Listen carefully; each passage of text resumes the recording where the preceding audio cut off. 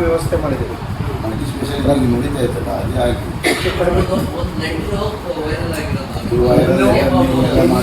ನಮ್ಮ ಸರ್ಕಾರ ಬಂದ ಮೇಲೆ 250 ಕೋಟಿ ರೂಪಾಯಲ್ಲಿ MRI ಮಿಷನ್ ಇರ್ಬೋದು, ಕ್ಯಾನ್ಸರ್ ಕೇರ್ ಸೆಂಟರ್ ಇರ್ಬೋದು, ಅಥವಾ ಮಲ್ಟಿ ಫೆಸಿಲಿಟಿ ಏನೇನು ಬೇಕು ಎಲ್ಲ ವ್ಯವಸ್ಥೆ ಆಗಿದೆ. ಸೂಪರ್ ಫೆಸಿಲಿಟಿ ಹಾಸ್ಪಿಟ್ಲ್ ಮಾಡಬೇಕು. ಇಲ್ಲಿ ಜನರು ವ್ಯತ್ಯಾಸ, ಈಗ ನಾನು ಅಲ್ಲಿ ಮಾತಾಡೋಗ್ಲು ಹಾಗೆ ಹೇಳಿದೆ, ಸೂಪರ್ ಫೆಸಿಲಿಟಿ ಹಾಸ್ಪಿಟ್ಲ್ ಆಗ್ತದೆ. ಅದು ಕಾರವಾರ ಅಥವಾ ಬೇರೆ ಕಡೆ ಅವರು ಜಿಲ್ಲೆಗೆ ಆಗಿ ಅದರ ಆ ಟಿಪ್ಪಣಿಯಲ್ಲಿ ಎಲ್ಲೋ ಕಾರವಾರ ಮೆನ್ಷನ್ ಇಲ್ಲ, ಅಲ್ಲಿ ಮಲ್ಟಿ ಸ್ಪೆಷಾಲಿಟಿ ಅಂತ ಹೇಳಿ ಅವ್ರು ಮೆನ್ಷನ್ ಇಲ್ಲ. ಜಿಲ್ಲೆಯಲ್ಲಿ ಎಲ್ಲಿ ಆದರೂ ಸಂತೋಷ ಮಾತಾಡೋದು. ಜಿಲ್ಲೆ ಕೇಳ್ತಾ ಇದ್ದಾರೆ ಜನ, ಜಿಲ್ಲೆಯಲ್ಲಿ ಎಲ್ಲಾದರೂ ಸಂತೋಷ ಆಗ್ತದೆ.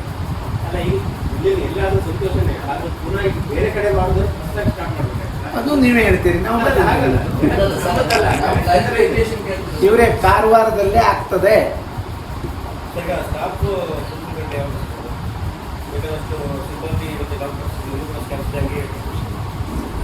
ಕೆಲವು ಡಾಕ್ಟರ್ ಬರ್ತಾ ಇಲ್ಲ, ಸಿಬ್ಬಂದಿ. ಈಗ ಡಾಕ್ಟರ್ ಏನು ಬೇರೆ ಎಲ್ಲ ಇಲಾಖೆಗೆ ಏನು ನಮ್ಮಲ್ಲಿ ಎಲ್ಲ ಇಲಾಖೆಯಲ್ಲೂ 50% ಮೇಲೆ ಯಾವ ಇಲಾಖೆಯಲ್ಲೂ ಈ ರಾಜ್ಯದಲ್ಲಿಲ್ಲ. ಈಗ ನಾವು 1.5 ಲಕ್ಷ ಜನಕ್ಕೆ ಉದ್ಯೋಗ ಕೊಡಬೇಕು ಅಂದರೆ ಎಲ್ಲ ಇಲಾಖೆಯಲ್ಲೂ, ಮತ್ತು ಪುನಃ ಇದ್ದದ್ರಲ್ಲಿ ಈಗ ಏನು ಖಾಲಿ ಇದೆ ಅದರಲ್ಲಿ 50% ತಗೊಳ್ಬೇಕು ಅಂದರೆ ತೀರ್ಮಾನ ಮಾಡಿದ್ದೇವೆ. ಮತ್ತು ಈಗ ಏನು ಮೀಸಲಾತಿ ಗೊಂದಲ ಇತ್ತು, ಅದು ಕ್ಲಿಯರ್ ಮಾಡಿದ್ದೇವೆ. ಕೆಲವು ಏನು ವಿದ್ಯಾರ್ಥಿಗಳು ಓದ್ದು ಪಾಪ ಏನು 3 ವರ್ಷ ನಮಗೆ ಅಪ್ಲಿಕೇಶನ್ ಹಾಕ್ಕೊಳ್ಲಿಕ್ಕಾಗಲಿಲ್ಲ, ಅಥವಾ ಹಾಕ್ಕೊಂಡಂಥ ಅಪ್ಲಿಕೇಶನ್ನ ಕ್ಯಾನ್ಸಲ್ ಮಾಡೋದ್ರಲ್ಲಿ ಒನ್ ಟೈಮ್ 5 ವರ್ಷ ಅವರಿಗೆ ಏನು ಅಪ್ಲಿಕೇಶನ್ ಹಾಕಲಿಕ್ಕೆ, ಅಂದರೆ 35 ವರ್ಷ ಇದ್ದರೆ 40 ವರ್ಷ ಮಾಡಿದ್ದಾರೆ ಒನ್ ಟೈಮ್. ಅಂದರೆ ಈಗ ಏನು ಸೆಲೆಕ್ಷನ್ ನಡೀತದೆ ಅದಕ್ಕೆ ಮಾತ್ರ ಅದು ಆದೇಶ ಆಗಿದೆ. ಹಾಗಾಗಿ ಎಲ್ಲ ಕಡೆ ಬರ್ತಾರೆ. ಡಾಕ್ಟ್ರ್ ಹಾಕಲ್ಲ, ಡಾಕ್ಟ್ರು ಅದು ಅವರಾಗಿ ಬರ್ತೆ ಅನ್ನಬೇಕು ಬಿಟ್ಟರೆ ನಾವು ತಗೊಳ್ಳುವಂಥದ್ದು ಎಂಥದ್ದು ಇರೋದಿಲ್ಲ. ಆ ಪರಿಸ್ಥಿತಿ ಇದೆ. ತಗೊಂಡಿದ್ದೇವೆ, ಮೀಟಿಂಗ್ ತಗೊಂಡಲ್ವಾಗ ಡಾಕ್ಟ್ರ್ ಇದ್ದೇವೆ, ನಮಗೆ ಏನು ಬೇಕು ಅದು ವ್ಯವಸ್ಥೆ ಇಲ್ಲ ಅಂತ ಹೇಳುತ್ತೆ. ಹಾಗಾಗಿ ಮೊದಲೇ ವ್ಯವಸ್ಥೆ ಮಾಡಿಕೊಂಡು ಕಡೆ ಡಾಕ್ಟ್ರ್ ಕೊಡುವ ಅಂಗಡಿ ಇದು ಮಾಡ್ತಾರೆ, ಡಾಕ್ಟ್ರ್ ಬರ್ತಾರೆ. ಅಲ್ಲಿ ಏನೇನು ಸೌಕರ್ಯ ಬೇಕು, ಇನ್ನೂ 3-4 ತಿಂಗಳಾದರೂ ಸ್ಯಾಲ್ರಿ ಆಗೋದಿಲ್ಲ. ಅಲ್ಲಿಯ ಆಡಳಿತ ವ್ಯವಸ್ಥೆ ಇನ್ನೂ ಅಧಿಕಾರಿಗಳೇ ಇಲ್ಲ, ಆ್ಯಕ್ಚುಲಿ ಡೈರೆಕ್ಟ್ PWD ಅಂಡರ್ ಕೋರ್ಟಿ. ಅದರ ನಂತರ ಇಡೀ ದೇಶದಲ್ಲಿ ಮೆರಿಟನ್ ಬೋರ್ಡಲ್ಲಿ ಮೆರಿಟನ್ ಬೋರ್ಡ್ ಮಾಡಿದಾಗ ಮೆರಿಟನ್ ಬೋರ್ಡ್ ಇನ್ನೂ ಒಂದೇ ಒಂದು ಸಿಲೆಕ್ಷನ್ ಆಗಲಿಲ್ಲ. ಬೋರ್ಡ್ ಆಗಿತ್ತು, ಅದರದ್ದು ರೂಲ್ಸ್ ಆ್ಯಂಡ್ ರೆಗ್ಯುಲೇಷನ್ನೂ ಆಗಲಿಲ್ಲಾಗಿತ್ತು. ನಾವು ಬಂದ್ಮೇಲೆ ಮಾಡ್ತಾಯಿದ್ದೇವೆ. ಅಲ್ಲಿ ಇರುವಂಥ ಎಲ್ಲ ಅಧಿಕಾರಿಗಳು ಬೇರೆ ಇಲಾಖೆಯಿಂದ ಡೆಪ್ಯುಟೇಷನ್ ಆಗೇ ಬರಬೇಕು, ಬಿಟ್ಟರೆ ನಮ್ಮ ಇಲಾಖೆಯಲ್ಲಿ ಇಲ್ಲ. ಈಗ ನಾವು 90 ಜನಕ್ಕೆ ಸೆಲೆಕ್ಷನ್ ಮಾಡ್ಕೊಳ್ಬೇಕು. ಇಂಜಿನಿಯರಿಂಗು, ಡೈರೆಕ್ಟ್ರು, ಕೋರ್ಟ್ ಆಫೀಸರು ತಗೊಳ್ಬೇಕು ಅಂತೇಳಿ ಈಗ ನಾವು ತೀರ್ಮಾನ ಮಾಡಿದ್ದೇವೆ. ಇದು 8 ವರ್ಷ ಆದರೂ ಮೆರಿಟನ್ ಬೋರ್ಡ್ ಇನ್ನು ಒಂದು ಸ್ಥಿತಿ ಸರಿ ಇಲ್ಲ. ಅದಕ್ಕೆ ಅಧ್ಯಕ್ಷರು ಸನ್ಮಾನ್ಯ ಮುಖ್ಯಮಂತ್ರಿಗಳು, ಮೆರಿಟನ್ ಬೋರ್ಡ್ ಉಪಾಧ್ಯಕ್ಷ ನಾನು, ಇಲಾಖೆಯ ಮಂತ್ರಿ. ಈಗೂ ಅದಕ್ಕೆ secretary, IDD secretary, incharge secretary. ಅದಕ್ಕೆ ಸಿಂಗಲ್ ಇದು ಇಲ್ಲ, ಏನು ಅಧಿಕೃತವಾಗಿ ಒಂದು ಇಲಾಖೆ ಅಂದರೆ ಮಾಡಲಿಲ್ಲ. ಕೆಲವು ರಾಜ್ಯದಲ್ಲಿ ಆಗಿದೆ, ಅಲ್ಲಿದೆಲ್ಲ ತರಿಸ್ಕೊಂಡು ನಾವು ಈಗ ಚೇಂಜ್ ಮಾಡಿಸ್ತಾ ಇದ್ದೀವಿ. ಏನು ಮಾಡಿದರೆ ಸರಿ ಅಂದರೆ ನೋಡ್ತಾ ಇದ್ದೀವಿ. ವಿಸರಿಸು ಹಾಗೆಯೇ, ವಿಸರಿಸು ಇಂಡಿವಿಜುವಲ್ ಇಲಾಖೆ ಅಲ್ಲ, ಅದು ಪಶುಸಂಗೋಪನೆ ಇಲಾಖೆಯ ಸೆಕ್ರೆಟ್ರಿ, ನಮ್ಮ ಸೆಕ್ರೆಟ್ರಿ. ನಮ್ಮದು 2 ಇಲಾಖೆ ಇನ್ನೊಂದು ಇಲಾಖೆ ಜೊತೆ ಜಾಯಿಂಟ್ ಆಗಿದೆ, ಬಿಟ್ಟರೆ ನಮ್ಮದು ಇನ್ನು ಆಗಲಿಲ್ಲ. ಅದು ಮಾಡಬೇಕು ಅಂದರೆ ತೀರ್ಮಾನ ಮಾಡಿದರೆ ನಡೀತಾ ಇದೆ. ಇದು ಇಲಾಖೆಯ ವ್ಯವಸ್ಥೆ ಮಾಡಬೇಕು. ಸೆಂಟ್ರಲ್ ಗೌರ್ಮೆಂಟ್ ಮಾಡಿದಾಗೆ ಇನ್ನೂ ಮಾಡಿದರೆ ಮಾತ್ರ ಸರಿ ಆಗ್ತದೆ ಅನ್ನೋದು ನನ್ನ ಅಭಿಪ್ರಾಯ. ಅದನ್ನು ಚರ್ಚೆ ನಡೀತಾ ಇದೆ. ಅದ್ರ ಬಗ್ಗೆ ಏನು ಸ್ಟಡಿ ಮಾಡ್ತಾ ಇದ್ದಾರೆ, ಏನು ಮಾಡಿದರೆ ಹೇಗೆ ಮಾಡಬೇಕು, ಏನು ಮಾಡಬೇಕು ಅನ್ನೋದು ಸ್ಟಡಿ ಮಾಡ್ತಾರೆ. ಕೆಲವು ನಡೀತಾ ಇದೆ, ಕೆಲವು ಹೊಸದು ಬಂದಿದೆ. ಈಗ ಅಂದರೆ ಒಂದೇ ಮಾತನ್ನು ಹೇಳಬೇಕು ಅಂದರೆ, ಪಾಲಕರು ಅಥವಾ ಮಕ್ಕಳು ಎನಿಸಿದ ಶಿಕ್ಷಣ, ಅವರಿಗೆ ಬೇಕಾದ ಶಿಕ್ಷಣವನ್ನು ಕೊಡಲಿಕ್ಕೆ ನಾವು ರೆಡಿ ಇದ್ದೇವೆ, ನಮ್ಮ ಸರ್ಕಾರ ರೆಡಿ ಇದೆ, ನಾವು ರೆಡಿ ಇದ್ದೇವೆ ಅಂತ ಹೇಳಿ ಇಷ್ಟ. ಬೇರೆ ಏನಾದರೂ ಇದೆ ಅಂತೂ ಒಂದು ಮುಗಿಬೇಕಿತ್ತು, 2 ವರ್ಷದ ಹಿಂದೆ ಮುಗಿಬೇಕಿತ್ತು, ಇನ್ನೂ ಮುಗಿದೆ. ಮತ್ತು ಈಗ ಇದು ಏನು IRB ಅವ್ರಿಗೆ ಎಷ್ಟು ವರ್ಷ, 13ನೇ ವರ್ಷ ರನ್ನಿಂಗಲ್ಲಿ ಇದೆ. ಕೆಲವು ಕಡೆ ಇನ್ನೂ ಆಗಲಿಲ್ಲ. ಬಿಟ್ಟರೆ ಅವರು ಹೋಗೋ ರೂಟ್ ಇನ್ನೊಂದು ನಮ್ಮದು ಸಾಗರ ಹೊನ್ನಾವರ, ಅದು ರೋಡ್ ಚೆನ್ನಾಗಿದೆ ನಮ್ಮ ಥರದಲ್ಲಿ. ಹಾಗೆ ಯಾರು ಹೇಳ್ತಾರೆ, ಡ್ರೈವರ್ ಹೇಳ್ತಾರೆ ಅಥವಾ ರಿಪೋರ್ಟಲ್ಲಿ ಬರೀತಾರೆ ಅಂತ ಹೇಳಿದ್ರೆ ಅದು ಸರಿಯಲ್ಲ. ಅದು ನಾನು ಅಲ್ಲಲ್ಲ ಗೊತ್ತಾಯಿತು, ಅದು ತಪ್ಪು. ಯಾಕೆಂದರೆ ಇಂಥ ರಸ್ತೆಯಲ್ಲೇ ಇಲ್ಲಿ ತೊಂದರೆ ಇದೆ. ಅದು ಬಿಟ್ಟುಕೊಂಡು ಆ ರೀತಿ ರಿಪೋರ್ಟ್ ಬರೆದ್ರೆ ಏನು ಮಾಡಲಿಕ್ಕೆ? ಅದೇ ಅದಕ್ಕಾಗಿ ಹೇಳಿದ್ದು ನಾನು, ಅದ್ರ ಬಗ್ಗೆ ಪರಿಶೀಲನೆ ಮಾಡ್ತೀನಿ. ಅದು ಮಾಡಬಾರ್ದು, ಅವ್ರು ತಪ್ಪು ಅಂತ ಹೇಳ್ತೀನಿ. ಇದ್ದದ್ದಿದ್ರೆ ಇಂಥ ರೋಡು ಅಂತ ಹೇಳಿ ಅವ್ರು ಏನೋ ತಪ್ಪಿಸ್ಕೊಳ್ಳಿಕ್ಕೆ ಮಾಡಿದ್ದಾರೆ. ಬಸ್ ಬಿಡೋದಿಲ್ಲ ಕೇಳಿದ್ರೆ ರೋಡ್ ಹಾಳಾಗಿದೆ. ನಾವು ಹಂಗೆ ಹೇಳೋಕ್ಕಾಗೋದಿಲ್ಲ. ರೋಡ್ ಈಗ ಸರಿಯಾಗಿದೆ, ಯಲ್ಲಾಪುರ ರೋಡು ಸರಿಯಾಗಿದೆ, ಎಲ್ಲ ರೋಡಿಗೆ. ಸಾಗರ್ ರೋಡ್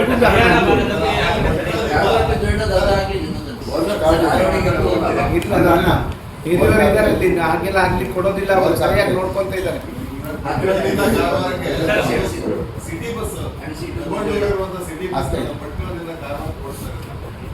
ಸರ್, ಡಿಪೋ ಮ್ಯಾನೇಜರ್ಗಳ ಕಡೆಯಿಂದ ಆಗ್ತಾ ಇದೆ ಸರ್. ಡಿಪೋ ಮ್ಯಾನೇಜರ್ಗಳಿಗೂ ಜನಸ್ನೇಹಿ ಬಸ್ಸಲ್ಲಿ ಬಂದಿತ್ತು. 5 ನಿಮಿಷಕ್ಕೆ ಭಟ್ಕಳದಿಂದ 1 ಅವರ್ದಿಂದ ಭಟ್ಕಳ. ಬೇರೆ ಹೇಳ್ತೀನಿ, ಆ ಬಸ್ ಎಲ್ಲ ಹೋಯ್ತು ಅಂದ್ರೆ ಗೊತ್ತಿಲ್ಲ. ಇವ್ರು ಬಂದ್ಮೇಲೆ ಕೇಳಬೇಕು ಅವರು.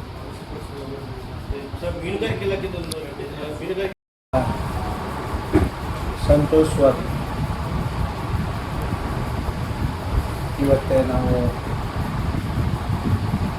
ನಮ್ಮ ಜಿಲ್ಲೆ, ನಮ್ಮ ರಾಜ್ಯದಲ್ಲಿ ಪ್ರತಿಯೊಂದು ಕಡೆ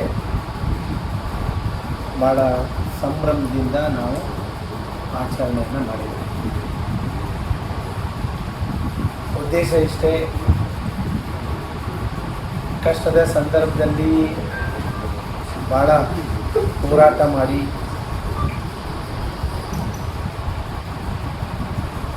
ನಮ್ಮ ದೇಶಕ್ಕೆ, ನಮ್ಮ ರಾಜ್ಯಕ್ಕೆ, ನಮ್ಮ ಜಿಲ್ಲೆಗೆ ಅಥವಾ ಸಾಮಾನ್ಯ ಜನರು, ಬಡವರು, ಎಲ್ಲರಿಗೂ, ಎಲ್ಲ ವರ್ಗದ ಜನರಿಗೆ ಅನುಕೂಲ ಆಗುವಂಥ ಸಂವಿಧಾನವನ್ನು ರಚನೆ ಮಾಡಿ ಇವತ್ತೇ 77ನೇ ಗಣರಾಜ್ಯೋತ್ಸವವನ್ನು ನಾವು ಆಚರಣೆ ಮಾಡಿದ್ದೇವೆ. ನಮ್ಮ ಸರ್ಕಾರದಿಂದ ಏನು ಘೋಷಣೆ ಮಾಡಿದ್ರು ಅದನ್ನು ಚಾಚು ತಪ್ಪದೆ ನಾವು ಜನರಿಗೆ ಮುಟ್ಟಿಸುವಂಥ ಕೆಲಸವನ್ನು ಮಾಡ್ತಾಯಿದ್ದೇವೆ. ನಮ್ಮ ಜಿಲ್ಲೆಗೆ ಏನು ಬೇಕು ಅದನ್ನು ಅಧಿಕಾರಿಗಳು, ಜನಪ್ರತಿನಿಧಿಗಳು, ಅದರಲ್ಲೂ ವಿಶೇಷವಾಗಿ ಇಲ್ಲಿಯ ಜಿಲ್ಲೆಯ ಹಿರಿಯರ ಪ್ರಯತ್ನ, ಅವರು ಸಭೆ ಸಹಕಾರದೊಂದಿಗೆ ಏನು ಮಾಡಿದರೆ ಸರಿ ಅನ್ನುವಂಥದ್ದನ್ನು ಇಟ್ಟುಕೊಂಡು ನಾವು ಈಗಾಗಲೇ ಎಲ್ಲ ರೀತಿಯ ಕೆಲಸವನ್ನು ನಾವು ಮಾಡ್ತಾಯಿದ್ದೇವೆ. ಎಲ್ಲೂ ವ್ಯತ್ಯಾಸ ಆಗಲಿಕ್ಕೆ ಕೊಡಲಿಲ್ಲ, ಬಿಡೋದು ಇಲ್ಲ. ಆ ರೀತಿಯಲ್ಲಿ ನಿಮಗೆ ಗೊತ್ತಿದ್ದಾಗೆ ನಮ್ಮ ಜಿಲ್ಲೆಯಲ್ಲಿ ದೊಡ್ಡ ಬೇಡಿಕೆ ಹಾಸ್ಪಿಟ್ಲು. ಅದು ಈಗ ಮಲ್ಟಿ ಫೆಸಿಲಿಟಿ ಆಗಿದೆ, ಸೂಪರ್ ಫೆಸಿಲಿಟಿ. ಈಗ ನಾವು ಘೋಷಣೆ ಮಾಡಿ ಈಗಾಗಲೇ ಒಪ್ಕೊಂಡಿದ್ದಾರೆ ಮುಖ್ಯಮಂತ್ರಿಗಳು, ಸನ್ಮಾನ್ಯ ಸಿದ್ದರಾಮಯ್ಯ ಸಾಹೇಬರು, ಉಪಮುಖ್ಯಮಂತ್ರಿಗಳು DK ಶಿವಕುಮಾರು ಮತ್ತು ಎಲ್ಲ ಮಂತ್ರಿಗಳು, ಎಲ್ಲ ಶಾಸಕರು ಒಟ್ಟಾಗಿ, ವಿಶೇಷವಾಗಿ ಸತೀಶ್ ಶೈಲವರು ಒತ್ತಡಕ್ಕೆ, ಅವಶ್ಯಕತೆಗೆ, ಈ ಜಿಲ್ಲೆಯ ಅವಶ್ಯಕತೆಗೆ ನಾವು ಮಾಡ್ತೀವಿ. ಅದರ ಜೊತೆಯಲ್ಲಿ ಏರ್ಪೋರ್ಟ್ ಈಗಾಗಲೇ ಪ್ರತಿ ಹಣವನ್ನು ಜಮಾ ಆಗಿದೆ, ಸ್ವಲ್ಪ ಮಾತ್ರ ಬಾಕಿ ಇದೆ ಅಂತಕ್ಕಂಥದ್ದು. ಅದನ್ನು ಈ ಮಾರ್ಚ್ ಒಳಗಡೆ ಅವ್ರದ್ದು ಕ್ಲಿಯರ್ ಮಾಡಿ ನಾವು ಏರ್ಪೋರ್ಟಿಗೆ ಮುಂದಿನ ಹಂತಕ್ಕೆ ಹೋಗ್ತೇವೆ. ಆದಷ್ಟು ಬೇಗ ಮಾಡ್ತೇವೆ. 77 ವರ್ಷ ಆದರೂ ಹಾಸ್ಪಿಟ್ಲು ಇಲ್ಲ ಈ ಜಿಲ್ಲೆಯಲ್ಲಿ, 77 ವರ್ಷ ಆದರೂ ಏರ್ಪೋರ್ಟು ಇಲ್ಲ, ಒಂದು ಪೋರ್ಟು ಇದ್ದು ಇಲ್ಲದ ಲೆಕ್ಕದಲ್ಲಿತ್ತು. ಈಗಾಗಲೇ ನಾವು ಎಲ್ಲ ರೀತಿಯ ಅಂತಾರಾಷ್ಟ್ರೀಯ ಮಟ್ಟಕ್ಕೆ ಏನು ಬೇಕು ಅಷ್ಟು ನಾವು ಕಾರವಾರ ಪೋರ್ಟಲ್ಲಿ ನಾವು ಈಗಾಗಲೇ ಎಲ್ಲ ವ್ಯವಸ್ಥೆಯನ್ನು ಮಾಡಿದ್ದೀವಿ. ಅದರಲ್ಲೂ ಒಂದು 50% ಸ್ವಲ್ಪ ಒಂದು 500 ಮೀಟರ್ PPP ಮಾಡೆಲಲ್ಲಿ ಕೊಡೋದು ಮತ್ತು ನಮಗೆ ಇಲ್ಲಿಯ ಏನು ರೆವೆನ್ಯೂ ಬರಲಿ ಮತ್ತು ಹೆಚ್ಚು ಕೆಲಸ ಆಗಲಿ, ಹೆಚ್ಚು ಜನರಿಗೆ ಉದ್ಯೋಗ ಅನ್ನುವಂಥ ನಿಟ್ಟಿನಲ್ಲಿ ಅದಕ್ಕೂ ಪ್ಲ್ಯಾನ್ ಮಾಡ್ತಾಯಿದ್ದೇವೆ. ಇನ್ನೇ ಕುಡಿಯುವ ನೀರಿಂದ ಇರ್ಬೋದು, ರೋಡ್ ಇರ್ಬೋದು, ಬ್ರಿಡ್ಜ್ ಇರ್ಬೋದು. ಶರಾವತಿಗೆ ಮತ್ತೊಂದು ಬ್ರಿಡ್ಜ್ ಬಂದಿದೆ, 63 ಕೋಟಿ ರೂಪಾಯಿ. ಏನು ತಿಳುವಳ್ಳಿ ಮತ್ತು ಬೆಳಕು ಇಡಗುಂಜಿ ಹತ್ರ ಅದು ಸಣ್ಣಾಗಿದೆ. ಈಗ ಟೆಂಡ್ರು ಅಂದರೆ ಬ್ರಿಡ್ಜು, ರೋಡ್, ಕುಡಿಯುವ ನೀರು, ವಿಶೇಷವಾಗಿ ಶಾಲೆಯಲ್ಲಿ ಯಾವುದೇ ರೀತಿ ಕೊರತೆ ಆಗದೇ ಇರುವ ರೀತಿಯಲ್ಲಿ, ಶಿಕ್ಷಣಕ್ಕೆ ತೊಂದರೆ ಆಗದೇ ಇರುವ ರೀತಿಯಲ್ಲಿ ಹೇಳಿಸಿದ ಶಿಕ್ಷಣ ಕೊಡಬೇಕು ಅನ್ನೋದು ಈ ಜಿಲ್ಲೆಯಲ್ಲಿ, ನಮ್ಮ ಕ್ಷೇತ್ರದಲ್ಲಿ, ಈ ರಾಜ್ಯದಲ್ಲಿ ನಾವೀಗ ಪ್ರಥಮ ಆದ್ಯತೆಯನ್ನು ನಾವು ಶಿಕ್ಷಣಕ್ಕೆ ಕೊಡ್ತಾ ಇದ್ದೇವೆ. ನಮ್ಮಲ್ಲಂತೂ ಇಡೀ ಜಿಲ್ಲೆಯಲ್ಲಿ ಎಲ್ಲ ಶಾಸಕರು ಸೇರಿಕೊಂಡು ಶಿಕ್ಷಣಕ್ಕೆ ಏನೂ ಕೊರತೆ ಆಗಬಾರ್ದು ಅಂಗನವಾಡಿಯಿಂದ ಪ್ರಾರಂಭ ಮಾಡಿದ್ದೇವೆ.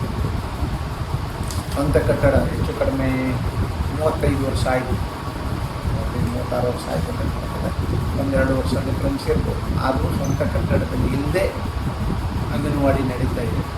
ಅದನ್ನು ನಾವು ಈಗ ಸರ್ವೆ ಮಾಡಿ ಹಂತವಾಗಿ ಎಲ್ಲ ಅಂಗನವಾಡಿನೂ ಸ್ವಂತ ಕಟ್ಟಡದಲ್ಲಿ ಇರಬೇಕು ಅನ್ನೋದೇ ತೀರ್ಮಾನ ಮಾಡಿದ್ದೇವೆ. ಯಾಕೆಂದರೆ ಬಾಡಿಗೆ ಎಲ್ಲೋ ಒಂದು ಮನೆ ತಗೊಳ್ತಾರೆ ಅಥವಾ ಎಲ್ಲಿ ಒಂದು ಜಾಗದಲ್ಲಿ ಇರ್ತದೆ, ತೊಂದರೆ ಆಗ್ತದೆ. ಮೆಟ್ಕಳದಲ್ಲಿ ಅವರೇ ಹೇಳಿಬಿಟ್ಟಾರೆ, ನಾವು 5 ವರ್ಷ ಕೊಟ್ಟದ್ದು 87 ಬಸ್. ಅವ್ರು ಹೇಳಿದ್ದು, ನಾನು ಹೇಳಿದ್ದೆ. ಈಗ ನೀವು ಬಂದ ಮೇಲೆ 175 ಬಸ್ ಕೊಟ್ಟಿದ್ರಿ. 85 ಬಸ್ ಇಲ್ಲಿ 125 ಪತ್ರಿಕೆಯೇ ಅದೇ ಅವ್ರದ್ದು.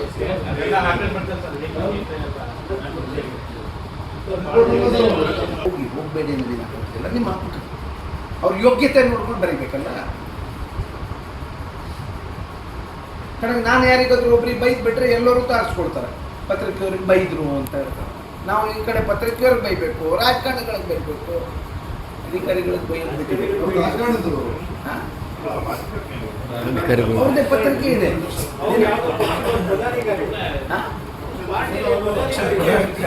ಬಿಜೆಪಿ ಪಕ್ಷದ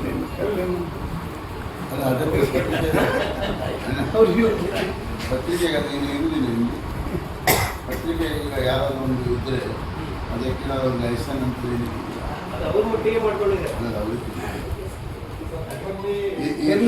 ನಾನು ಪತ್ರಿಕೆ ನನ್ನದೇನಿರ್ತದೆ ವೆರಿ ಲೈಸನ್ ಇರ್ತದೆ. ಪರ್ಮಿಷನ್ ಕೂಡ ಕಾರವಾರದ್ದು, ಭಟ್ಕಳದ್ದು ಎಲ್ಲದು ಯಾವ್ಯಾವ ಪತ್ರಿಕೆ ನೋಡ್ರಿ. ಅಲ್ಲ ರೀ, ಕೊಡಪ್ಪ. ಇದೇ ಇಲ್ಲ ಅಂದ್ರೆ ನಡೆಸ್ಲಿಕ್ಕೆ ಅಧಿಕಾರ ಉಂಟಾ? ಅದು ಕೊಡಿ. ಅಂದ್ರೆ ಅವ್ರಿಗೆ ಮತ್ತೆ ಏನಾದ್ರು ಸಹಾಯ ಮಾಡುವ. ಪತ್ರಿಕೆ ಜಾಸ್ತಿ ಆಗ್ಲಿ. ಇವತ್ತೇ ಕಳಿಸಿ, ಇವತ್ತು ಅದನ್ನು ಮಧ್ಯಾಹ್ನ DC ಎಲೆಕ್ಷನ್ ತಗೊಳ್ಳಿ. ಸುಮ್ಮನೆ ಏನೇನೋ ಮಾಡ್ಕೊಂಡು ಈಗ ಬಸ್ ನೀವು ಅವರು ಸರಿ ಇಲ್ಲ ಅಂತ ನಾವು ಹೆಂಗೆ ಹೇಳ್ಬೇಕಾಯ್ತು? ಅಂದ್ರೆ ಭಟ್ಕಳದವರು ಭಟ್ಕಳಲ್ಲ ಯಾವ ಶಿಕ್ಷೆ ನೀವ್ರೇನಾದ್ರು ಮಾತಾಡಿದ್ರೆ ನಾಳೆ ಭೀಮಣ್ಣಲ್ಲಿ ಬರೀತಾನೆ. ನೀವು ಹಚ್ಚಲಿಕ್ಕೆ ಬಂದಿದ್ದೀರ ಕೊಡಪ್ಪ. ಇವತ್ತು ತಗೊಂಡು ಎಲ್ಲ ಬಸ್ ಇದು ಏನು ರೂಟ್ ಸ್ಟಾರ್ಟ್ ಮಾಡಿದ್ವಿ. ಕೆಲವು ಬೆಂಗಳೂರು ಬಸ್ವರೆಗೂ ಬಂದ್ ಮಾಡಿಟ್ಟಿದ್ರು. ಹೊಸ ಬಸ್ ಕೊಡಿ ಅಂತ ಕೇಳಿದ್ವಿ. ಹೊಸ ಬಸ್ ಬಂದಿದೆ ಕೊಡ್ತೀನಿ ಅಂತ ಹೇಳಿದ್ದಾರೆ. ಇಲ್ಲಿ ಮಾಡುವ ಆಯ್ತಾ? ಹೇಳಿ ಮುಗಿಸ್ಬಿಟ್ಟು ದಯವಿಟ್ಟು ಮಾರ್ಕ್ ಒಳಗಡೆ ಬಸ್ ಬರ್ತದ್ರಿ, ಹೊಸ ಬಸ್ ಬರ್ತದೆ. ಹೇಳ್ಬೇಕ್ರಿ ನೀವು. ನಮಗೆ ನಾವು ಕೇಳೋರಿದ್ರೆ ಮಾತ್ರ ಇದೆಲ್ಲ ಬರ್ತಾ ಇರ್ತೀವಿ, ಇಲ್ಲಾಂದ್ರೆ ಇಲ್ಲ ಮರ್ತೋಗ್ಬಿಡ್ತದೆ. ಸ್ಲಿಪ್ಪರ್ AC ಬಸ್ ಕೇಳಿದ್ದೀವಿ, ಹಾಗೆ ಮಾಮೂಲಿ ಬಸ್ ಅದನ್ನು ಕೊಡ್ಲಿಕ್ಕೆ ರೆಡಿ ನಾವು ಬೇಡ ಅಂತ ಹೇಳಿ. ಹಾಗಾಗಿ ಎಲ್ಲಿವರೆಗೆ ಬಂದಿದೆ ಅಂದರೆ ಬಸ್ ಇದೆ, ಡ್ರೈವರ್ ಇಲ್ಲ. ಈಗ ನಾವು ಮತ್ತೆ ಪುನಃ ಏನು ಹೊರಗುತ್ತಿಗೆ ಆಧಾರದ ಮೇಲೆ ಈಗ ಎಲ್ಲ ಡ್ರೈವರನ್ನು ತಗೊಳ್ತಾ ಇದ್ದೀವಿ. ನೀವು ಬೇಕಾದರೆ ತಿಳ್ಕೊಳ್ಳಿ ಎಷ್ಟು ಡ್ರೈವರ್ ತಗೊಂಡ್ರು ಏನು ಅಂದೇಳಿ, ಬೇಕಾದ್ರೆ ನಾನು ಡೀಟೇಲ್ಸ್ ಬೇಕಾದರೆ ಕೊಡ್ತೇನೆ. ಅಂತ ಪರಿಸ್ಥಿತಿ. ಒಂದು ರಿಪೋರ್ಟ್ ಮಾಡಿದ್ದಾರೆ ಶಿವರಾಮ್ ಹೆಬ್ಬಾರ್ ಅಧಿಕೃತವಾಗಿ ಕಾಂಗ್ರೆಸ್ ಸೇರಿದ್ರು. ಹಾಂ, ಶಿವರಾಮ್ ಹೆಬ್ಬಾರ್ ನನಗೆ ಗೊತ್ತಿಲ್ಲ. ನಿಮ್ಮ ಟಿ ವಿಲಿ ಪೇಪರ್ದಲ್ಲಿ ಬಂತು ಅಧಿಕೃತವಾಗಿ ಸೇರಲಿಲ್ಲ, ಅಧಿಕೃತ ಸೇರದೇ ಇದ್ದರು BJPಯಿಂದ ಕಾಲು ಕಿತ್ತು ಕಾಂಗ್ರೆಸ್ ಜೊತೆ ಇದ್ದಾರೆ ಅಂದೇಳಿ ನಿಮ್ಮ ಪೇಪರ್ನಲ್ಲೇ ಓದಿದ್ದು. ನಾವೆಲ್ಲೂ ಅಧಿಕೃತ ತಗೊಳ್ಳಿಲ್ಲ ಇದು, ಅಥವಾ ನಮ್ಮ ಮುಖ್ಯಮಂತ್ರಿಗಳಾಗಲಿ ಅಥವಾ ಯಾರು. ಆದರೂ ನಾವು ಅವರು ಒಪ್ಕೊಳ್ತಾ ಇದ್ದಾರೆ ನಾವು ಕಾಂಗ್ರೆಸ್ ಜೊತೆ ಇದ್ದೀನಿ. ನಾವು ಹೇಳ್ತಾ ಇದ್ದೇನೆ ಇವತ್ತು ಘಂಟಾಘೋಷವಾಗಿ ಕಾಂಗ್ರೆಸ್ ಜೊತೆ ನಮ್ಮ ಜೊತೆ ಶಿವರಾಮ್ ಹೆಬ್ಬಾರ್ ಅವರು ಇದ್ದಾರೆ.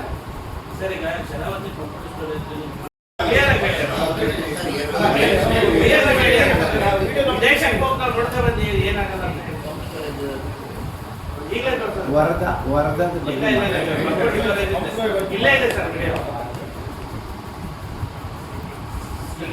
ಈಗ ಬೊಮ್ಮಾಯಿಯವ್ರು ಬುಕ್ ತಗೊಂಡು ಓದಿದಾರಲ್ಲ ವಿಧಾನಸೌಧದಲ್ಲಿ, ಇವರು 5 ಜನ ಕೂತ್ಕೊಂಡಿದ್ರಲ್ಲ, ಏನ್ ಮಾಡ್ತಾ ಇದ್ರು ಅಂತಂದ್ರೆ ಬಿಜೆಪಿಯವರು ಕೊಟ್ಟು ಹೋಗಿದ್ದಾರೆ, ಅವರೇ ಸ್ಯಾಂಕ್ಷನ್ ಮಾಡಿ ಹೋಗಿದ್ದಾರೆ, ಅವರೇ ಮಾಡಿದಂಥ ಪ್ರಾಜೆಕ್ಟ್.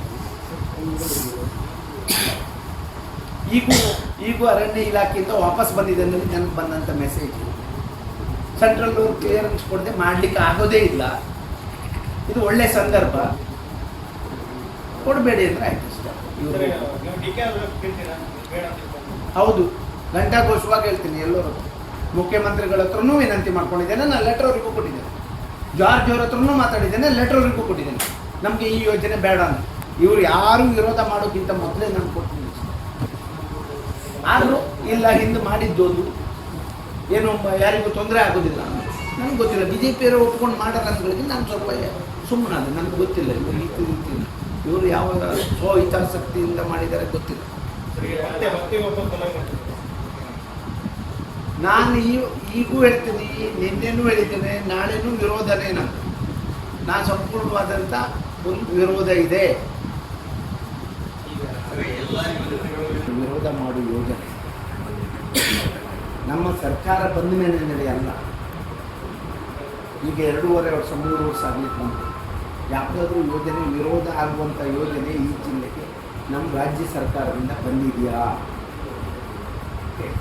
ಈಗ ಅವರಂತ ಯೋಜನೆಗಳು ತಂದ್ರು ಅಂತ ಜನ 5 ಜನರಿಗೂ ಮನೆ ಕಳಿಸಿದ್ರು. ಆ ಯೋಜನೆ ತಂದು ರಿಜೆಕ್ಟ್ ಮಾಡಿದ್ರು. ಒಳ್ಳೆ ನೀವು ವಿಷಯ ಸಬ್ಜೆಕ್ಟ್ ನಮಗೆ ನೆನಪು ಮಾಡಿ. ಆ ಯೋಜನೆ ಘೋಷಣೆ ಆಯಿತು, ಯಾವ ಟಿ ವಿಲೂ ಯಾರೂ ವಿರೋಧ ಮಾಡಲಿಲ್ಲ, ಯಾವ ಪೇಪರ್ದಲ್ಲೂ ವಿರೋಧ ಮಾಡಲಿಲ್ಲ. MLA MP ಇಲೆಕ್ಷನ್ದಕ್ಕೂ ಅದೇನು ಬರಲಿಲ್ಲ. ನೋಡ್ರಿ ಎಷ್ಟು ಸರ್ಪಂಚ್ ಇರ್ಬೋದು BJP ವಿಧಾನಸೌಧದೊಳಗೆ ಬಜೆಟಲ್ಲಿ ಘೋಷಣೆ ಆಗಿದ್ದು ಒಂದೇ ಒಂದು ಜನ ಈ ಜಿಲ್ಲೆ ಜನ ವಿರೋಧ ಮಾಡಲಿಲ್ಲ. ಅವ್ರವ್ರು ಮಾಡಿದ್ದ ಏನೋ ವ್ಯತ್ಯಾಸದಲ್ಲಿ ಮನೆ ಕಳಿಸ್ತಾರೆ, ಜನ ತೀರ್ಮಾನ ಮಾಡ್ತಾರೆ. ಈಗ ನಾನು 5 ವರ್ಷ ಇದ್ದೀನಿ, ನನ್ನ ನೋಡ್ತಾರೆ, ನನ್ನ ಬೇಡ ಅಂದರೆ ಮನೆ ಕಳಿಸ್ತಾರೆ. ಅದಕ್ಕಾಗಿ ನಾವು ಇವತ್ತೇ ಇಡೀ ದೇಶದಲ್ಲಿ ನಾವು ವಿಜೃಂಭಣೆಯಿಂದ ಈ ಸಂವಿಧಾನವನ್ನು ಒಪ್ಪಿಕೊಳ್ಳಿಲ್ಲ ಅಂದರೆ ನಾವು ಇಲ್ಲಿ ಕೂತ್ಕೊಂಡು ಮಾತಾಡಲಿಕ್ಕೂ ಆಗೋದಿಲ್ಲ. ಹಾಗಾಗಿ ಜನರ ಹತ್ರ ಅಧಿಕಾರ ಕೊಟ್ಟಿರ್ತಾರೆ, ಅವರ ಅಧಿಕಾರ ಉಪಯೋಗಿಸ್ಕೊಂಡು ನಮ್ಮನ್ನು ಮನೆಗೂ ಕಳಿಸ್ಬೋದು, ನಮ್ಮನ್ನು ವಿಧಾನಸೌಧಕ್ಕೂ ಕಳಿಸ್ಬೋದು. ನಾವು ಏನು ಮಾಡಿದ್ರು ನಾವು ಸ್ವಾಗತ ಮಾಡಲೇಬೇಕು. ಬಿಜೆಪಿ ಸರ್ಕಾರ 3 ವರ್ಷ ಆಯಿತು ಸರ್ಕಾರ ಬಂದು, ಅಥವಾ ಏನು ಮಾಡಿದ್ದಾರೆ? ನಾನಂತೂ ನಿಮ್ಗೆ ನೋಡೋಕತ್ತಿ ಒಂದು 20 ವರ್ಷ ಆಯಿತು. ನೀವು ಯಾಕಿದು ವಿಧಾನಸೌಧದಲ್ಲಿ ಬಂದು ನಿಮ್ಮ ಪೇಪರಲ್ಲಿ ನಿಮ್ಮ ಟಿ ವಿಲಿ ಬರಲಿಲ್ಲ ಅಂದರೆ ನಂಗೆ ಅದು ಟೆನ್ಷನ್. ನಮ್ಮ ಬಾಯಿ ಬಿಟ್ಟು ಹೇಳೋದಿಲ್ಲ, ಮತ್ತೆ ಮತ್ತೆ ಕೇಳ್ತಾ ಚೆನ್ನಾಗಿ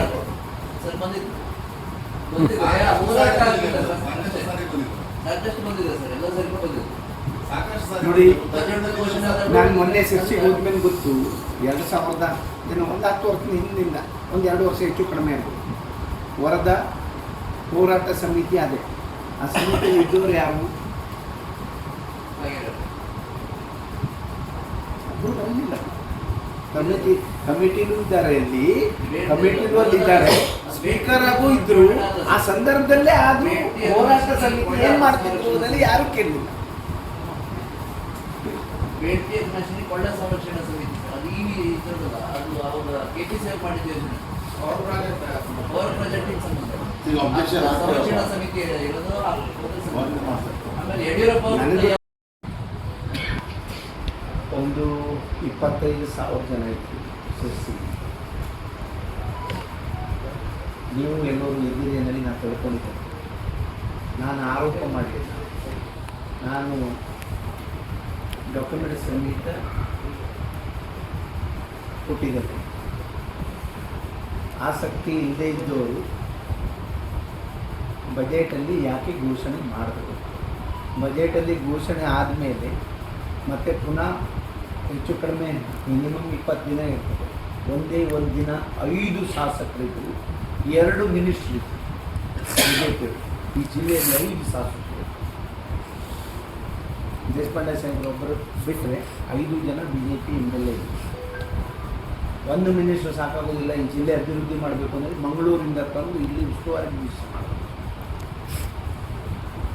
ತುಟಿ ಬಿತ್ತಲಿಲ್ಲಲ್ಲ, ಯಾಕೆ ನಮ್ಮ ಇಚ್ಛೆನೋ ಅಥವಾ ಅವ್ರದ್ದು ಇಚ್ಛೆನೋ? ನಾವೇನು ಸುಳ್ಳು ಹೇಳಿಲ್ಲ, ಪ್ರತಿಯೊಂದು ಪೇಜ್ ಹೇಳಿದೆ. ಇತ್ತು ರಿಪೋರ್ಟ್ ಬಿಡುಗಡೆ ಮಾಡಿದ್ದೇನೆ. ಸುಮ್ಮನೆ ಬಾಯಿ ಅದರಲ್ಲಿ ಹಾಗೆಲ್ಲ ಮಾತಾಡೋದು ಜವಾಬ್ದಾರಿ ಇದ್ದು ಸುಮ್ಮನೆ ಬರೋದಿಲ್ಲ. 8,000 ಕೋಟಿ ರೂಪಾಯಿ ಅವರು ಇಂಪ್ಲಿಮೆಂಟ್ ಅವ್ರು ಘೋಷಣೆ ಮಾಡಬೇಕಾದ್ರೆ 5,300 ಕೋಟಿ. ಈಗ ಅದಕ್ಕೆ 8,000 ಕೋಟಿ ಆಗಿದೆ. ಸುಮ್ಮನೆ ನೀವು ಕೇಳೋದು ಪ್ರಶ್ನೆ ಅವ್ರ ಹತ್ರ ಕೇಳೋದಿಲ್ವಾ ಅಂತ. ವಯಸ್ಸಾಗಿದೆ, ಲಾಯರ್ ಇದ್ದಾರೆ, ಪಾಪ ಸ್ಪೀಕರ್ ಆದವರು, ಮಿನಿಸ್ಟರ್ ಆದವರು ಅನ್ನೋದು ನಮಗೇನೋ ನಮ್ಮ ಹತ್ರ ಈಗ ಕೇಳಿದ್ದೀವಿ, ಅವ್ರಿಗೆ ಕೇಳ್ರಿ. ಒಂದು ಪ್ರಾಜೆಕ್ಟ್ ಅನ್ನ ತಂದು 5,300 ಕೋಟಿ ರೂಪಾಯಿ ಪ್ರಾಜೆಕ್ಟ್ ಅನ್ನ ಘೋಷಣೆ ಮಾಡ್ತಾರೆ ವಿಧಾನಸೌಧದಲ್ಲಿ ಅಂತ ಹೇಳಿದ್ರೆ ಏನು ಹುಡುಗಾಟಿಗೆಯಾ? ಏನ್ ತಿಳ್ಕೊಂಡಾರ ಮಾತಾಡೋದು? ತಪ್ಪನ್ನ ಒಪ್ಪಿಕೊಳ್ಳಿ, ಅದರ ನಂತರ ಏನು ಮಾಡಬೇಕು ಅಂತ ಹೇಳಿ ಸಂಪೂರ್ಣವಾದಂಥ ಸಹಕಾರ ನಾನು ಮಾಡ್ತೀನಿ. ನಾನು ಗುರುಗಳ ಮುಂದೆ ಹೇಳಿದ್ದೇನೆ, ಅಲ್ಲಿ ಏನು ಹೇಳಿದ್ದೇನೆ ಇಲ್ಲೂ ಅದೇ ಹೇಳ್ತೀನಿ. ನಮಗೆ 2 ಯೋಜನೆ ಅವಶ್ಯಕತೆ ನನಗಿಲ್ಲ, ಹಿತಾಸಕ್ತಿ ನನಗೇನು ಇಲ್ಲ. ಅದರಲ್ಲೂ ಅಲ್ಲಿ ಏನು ಪಂಪ್ ಸ್ಟೋರೇಜ್ ಹೆಚ್ಚು ಕಡಿಮೆ 30% ನನ್ನ ಕ್ಷೇತ್ರ, 70% ಸಾಗರ.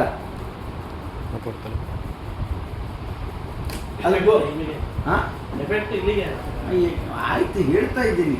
ಅವ್ರು ಘೋಷಣೆ ಮಾಡೋರು ಯಡಿಯೂರಪ್ಪನ ಇದ್ರು ಅಂದ್ರೆ ಹೇಳಲಿಕ್ಕೆ, ಅವ್ರು ಅದೇ ಜಿಲ್ಲೆಯವರು ಅಂದ್ರೆ ಹೇಳಲಿಕ್ಕೆ. ಏನು ನಿಲ್ಲಿಸಲಿಕ್ಕಾಗೋದಿಲ್ಲ ಅವ್ರ ಹತ್ರ? ಅವ್ರು ಯಾಕೆ ನಿಲ್ಲಿಸಬಾರ್ದು?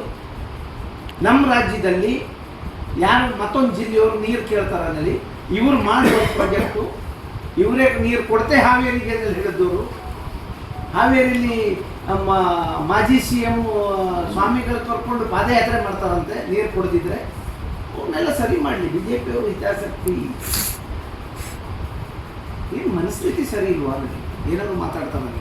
ಅಂದ್ರೆ ನೀವು 5 ಜನ MLAಗಳು BJP ಈಗ ನೀವು ಪಾರ್ಟಿ ಕಡೆ ಬರ್ತಿದ್ದಾರಲ್ಲ, ಅವರು ಅವರೇ ಹಾವೇರಿ ಮಂತ್ರಿ ಅಂತ ಕಾಣುತ್ತೆ. ಯಲ್ಲಾಪುರ ಶಾಸಕ ಶಿವರಾಮ್ ಹೆಬ್ಬಾರ್. ನನಗೆ ನೇರವಾಗಿ ಹೇಳ್ತೀನಿ, ನಾನು ಹೆಚ್ಚಾಗಿ ಗೊತ್ತಿಲ್ಲ, ಮಂತ್ರಿ ಅಂತ ಇದ್ರು. ಅಂದ್ರೆ ಹಾವೇರಿ ಉಸ್ತುವಾರಿ ಅಂತೇಳಿ ನನಗೆ ಇದು ನೆನಪು. ಮತ್ತೇನಾದರೂ ವ್ಯತ್ಯಾಸ ಇದ್ರೆ ಮತ್ತೆ ಟ್ರೋಲ್ ಆದ್ರೆ ಕಷ್ಟ. ಶಿವರಾಮ್ ಹೆಬ್ಬಾರರು ಅವ್ರ ಕ್ಷೇತ್ರದಲ್ಲೇ ವರದಾ ನದಿ ಬರೋದು, ಅವರು ಆ ಸಂದರ್ಭದಲ್ಲಿ ಮಂತ್ರಿ ಇದ್ರು. ಆ ಸಂದರ್ಭದಲ್ಲಿ BJPಗೆ ನಮ್ಮ ಪಕ್ಷ ಬಿಟ್ಟು BJPಗೆ ಹೋಗಿ ಗೆದ್ದು ಮಂತ್ರಿಯಾಗಿ ಅವರು ವಿಧಾನಸೌಧ ಒಳಗಿರುವಾಗಲೇ ಈ ಪ್ರಾಜೆಕ್ಟ್ ಆಗಿತ್ತು. ನೀವೇನು ಡೌಟಲ್ಲಿ ಮಾತಾಡಬೇಡಿ. ನಾವು ಶಿವರಾಮ್ ಹೆಬ್ಬಾರ್ ಜೋಸ್ತ್ರೆ ಪಕ್ಷ ಬಂದಾಗ ನಮ್ದು ಬೇರೆ, ಅವರು ಬೇರೆ ಆಗಿತ್ತು. ಈಗೆಲ್ಲ ಒಂದೇ, ನಮ್ಮ ಪಕ್ಷಕ್ಕೆ ಬಂದಿದ್ದಾರೆ, ನಮ್ಮ ಜೊತೆ ಇದ್ದಾರೆ. ಆದರೆ ಏನಾಗಿದ್ದೆಲ್ಲ ಯಾರು ತಪ್ಪು ಮಾಡಿದಾರಲ್ಲ ತಪ್ಪೇ. ಅವ್ರು ಮಾಡಿದ್ರು ತಪ್ಪೇ, ನಾನು ಮಾಡಿದ್ರು ತಪ್ಪೇ. ನಾವು ಓಪನ್ ಆಗಿಲ್ಲ, ಸರಿ ಮಾಡಬೇಕು. ಈಗ ಅವ್ರು ಯಾರು ತಪ್ಪು ಮಾಡಿರ್ತಾರಲ್ಲ ಅವರೇ ಸರಿ ಮಾಡಬೇಕು.